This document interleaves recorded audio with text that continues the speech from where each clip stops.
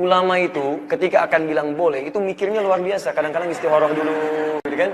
Istikharah dulu, macam-macam dulu, baru besoknya bilang boleh. Antum nih boleh, boleh, boleh, boleh. Masya Allah. Karena sebab boleh, nggak ada yang sempurna ibadah kita itu. Audio.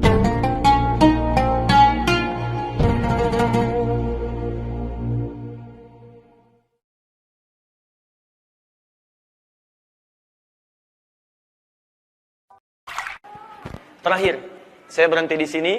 Nanti pertemuan berikutnya baru kita bahas hikmahnya. Apa doa yang dibaca? Baik, saya sering katakan kalau kita ingin bicara masalah ibadah, itu pandangan pertama dalil. Patokannya dalil. Ada dalil kita kerjakan, tidak ada dalil kita tinggalkan. Paham ya?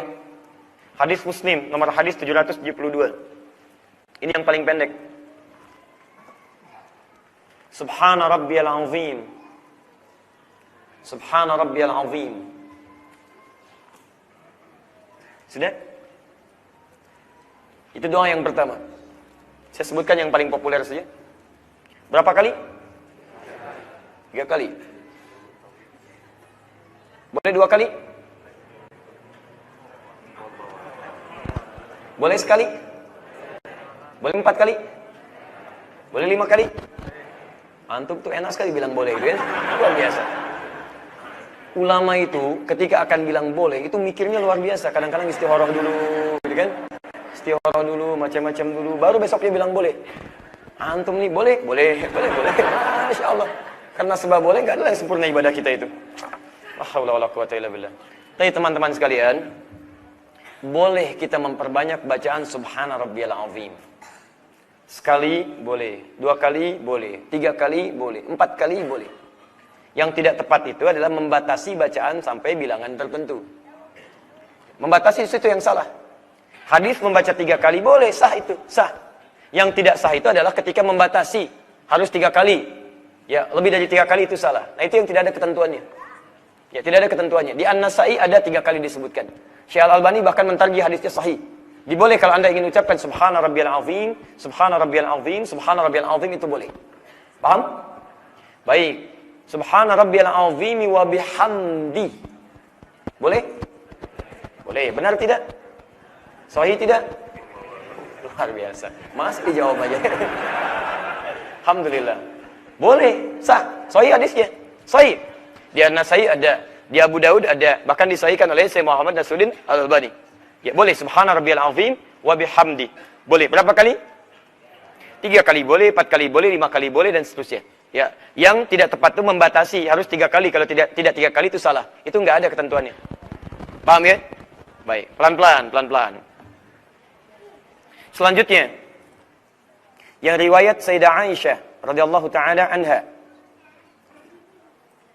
Ini sering dibacakan oleh Nabi. Kalau sering itu tidak harus selalu. Artinya sering kali dibaca Nabi. Yang lainnya pun benar, dibaca Nabi juga. Tapi ini setelah ada satu peristiwa, ini yang sering dibaca oleh Nabi. Terdapat di Al-Bukhari nomor hadis 817. Bacaannya kata Sayyidah Aisyah, Subhanakallahumma wa bihamdika Allahumma ighfirli. Subhanakallahumma wa bihamdika Allahumma ighfirli. Pelan-pelan. Ada orang meninggal kita katakan baik. Ada lampu padam kita katakan sama, innalillahi. Betul, innalillahi sama. Di setiap musibah yang terjadi, bukan hanya meninggal saja, setiap musibah katakan innalillah. Satu kali padam lampu, Nabi mengajarkan pada Sayyidah Aisyah, kuli katakan innalillah. Lampu nyala katakan alhamdulillah. Tugas lampu padam dan nyala. Tugas kita belajar, padam katakan innalillah, nyala katakan alhamdulillah. Teruskan. Subhanakallahumma wa bihamdika Allahumma ighfirli. Itu bacaannya. Nah sekarang, pelan-pelan ya.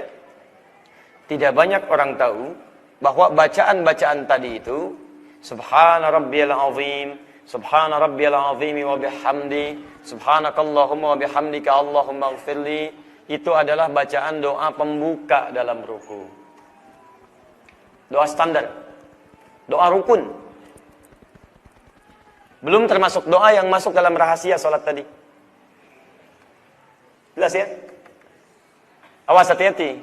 Saya ulang ya. Doa yang Anda bacakan, Subhana rabbiyal azim. Subhana rabbiyal azim wa bihamdi. Subhanakallahumma bihamdika Allahumma ghfirli. Itu baru doa standar, doa pembuka, doa rukun. Artinya ketika ruku, Anda bacakan bacaan dalam ruku dengan doa tadi. Tapi belum masuk kepada rahasia dalam ruku. Permohonan yang disebut fadlan dengan ridwan tadi. Anda belum mohonkan. Anda baru menyampaikan doa pembuka dalam ruku. Dan ketika Anda bacakan doa ini, sah ruku Anda. Begitu ruku, Subhana rabbiyal azim wa bihamdi. Anda bangun pun sami Allahu liman hamidah, sah ruku Anda. Salat Anda sah. Tapi Anda melewatkan kesempatan untuk mendapatkan peluang keistimewaan ruku. Fadla wa ridwana. Paham? Nah, sekarang kita bahas dulu bagaimana cara membacakan doa pembuka dalam ruku itu. Dan di sini dulu berhenti bacaan kita. Dan bahasan kita. Perhatikan sini. Teman-teman sekalian, kenapa bacaan Subhana rabbiyal azim, Subhana rabbiyal azim wa bihamdi, atau Subhanakallahumma wa bihamdika Allahumma ghfirli, itu kadang dibacakan sekali, 2 kali, bahkan 3 kali, bahkan lebih. Karena esensi bacaannya bukan berapa kuantitas yang kita bacakan. Bukan berapa kali kita bacakan. Tapi jumlah bilangan itu menunjukkan penghayatan, pembacaan, dan pemahaman kita pada makna kalimat yang kita bacakan. Jadi kalau antum berzikir kepada Allah, zikir. Zikir, ingat ya. Zikir itu setiap ibadah yang kita kerjakan namanya zikir. Misal, sholat itu zikir. Quran surah ke-20 ayat ke-14. Al-Quran itu zikir. Quran surah ke-15 ayat 9. Menghafal Quran itu zikir. Quran surah ke-54 ayat 17, 22, 32, 40. Berdoa itu zikir. Quran surah ke-7 ayat 205. Istighfar itu zikir. Hadis riwayat Muslim, hadis 591. Mengucapkan subhanallah, alhamdulillah, Allahu akbar itu zikir. Hadis riwayat Muslim, hadis 597. Nah, ketika Anda mengucapkan subhanallah, subhanallah, subhanallah, berapa kali setelah salat? 33. Alhamdulillah berapa kali? Allahu akbar berapa kali? 33 itu, yang penting bukan kuantitasnya harus 33. Yang dimaksud 33 itu bacakan sampai Anda paham inti kalimatnya. Sampai sadar maknanya. Subhanallah sekali belum paham, wajar. Subhanallah 2 kali belum paham, wajar. Tapi 33 kali belum paham juga, sampai berapa kali Anda mesti ucapkan? Di orang yang benar bacaan subhanallahnya adalah ketika orang itu memahami inti bacaannya. Maksudnya ini. Makanya ketika Anda membacakan subhana rabbiyal azim, maksudnya Anda diminta menghayati bacaan itu. Sehingga ketika Anda ucapkan, Anda ruku. Ada kaitan antara bacaan dengan ruku Anda itu.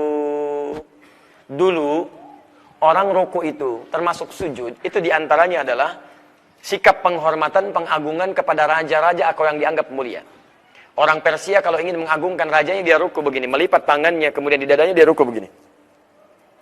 Orang Romawi ketika ingin memuliakan rajanya, dia sujud menyembah rajanya. Bagi kita, maaf, yang raja itu hanya Allah subhanahu wa ta'ala. Yang patut diagungkan hanya Allah subhanahu wa ta'ala.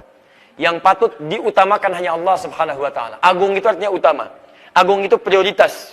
Kalau kita ingin menepikan yang lainnya yang tidak sebanding dengan Allah, maka kita katakan subhan. Yang agung, azim. Hanya Allah, Allah yang merawat saya, menyayangi saya, memaafkan saya, mengampuni saya, memenuhi kebutuhan saya. Rabbun, saya Rabbi, subhana rabbiyal azim. Kalau ada yang penting, Allah yang lebih penting. Kalau ada yang agung, Allah yang maha agung. Kalau ada yang merasa besar, Allah yang paling besar. Jadi ketika Anda ruku itu, Anda ingin menundukkan diri Anda di hadapan Allah. Dan Anda mengatakan komitmen kepada Allah. Ya Allah, mulai saat ini, tidak ada yang paling penting di hadapan saya kecuali Engkau saja. Tidak ada yang paling agung kecuali Engkau saja. Tidak ada yang paling memberikan kontribusi pada hidup saya kecuali Engkau saja. Rabbun, merawat saya, mengampuni saya, memaafkan saya dan segalanya. Dan hebatnya Anda ucapkan kalimat subhan. Di semua doa ruku dibuka dengan kalimat subhan.